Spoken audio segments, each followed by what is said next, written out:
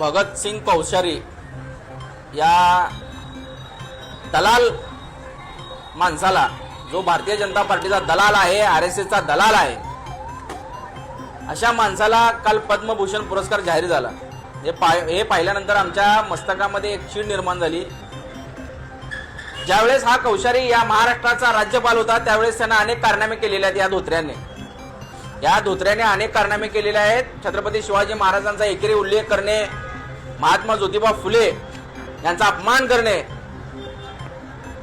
शिवसेनेची सत्ता घालवण्यामध्ये या म्हाताऱ्याचा, या धोत्र्याचा खूप मोलाचा वाटा होता। या धोत्र्याने चालू असलेली आमची शिवसेनेची सत्ता, उद्धव साहेबांची सत्ता घालवण्याचं मुख्य काम काय केलं असेल तर या धोत्र्याने केलेलं आहे। त्यामुळे मी या गोष्टीचं समर्थन करत नाही की अशा फडतूस माणसाला तुम्ही जर पद्मभूषण पुरस्कार देत असाल तर महाराष्ट्राची संस्कृती आणि देशाची संस्कृती कुठे चाललेली आहे? तुम्ही कोणत्या माणसाला पद्मभूषण पुरस्कार देत आहात?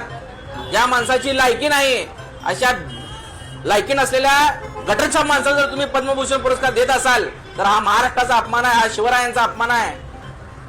छत्रपती शिवाजी महाराजांचा अपमान करणाऱ्या या भुरट्याला जर तुम्ही पद्मभूषण पुरस्कार देत असाल तर यावरून तुमची मानसिकता काय आहे महाराष्ट्राविषयी, मराठी माणसाविषयी आणि खास करून या शिवसेनेविषयी काय मानसिकता आहे हे दिसून येते। म्हणून या गोष्टीचा मी धिक्कार करतो। जय महाराष्ट्र।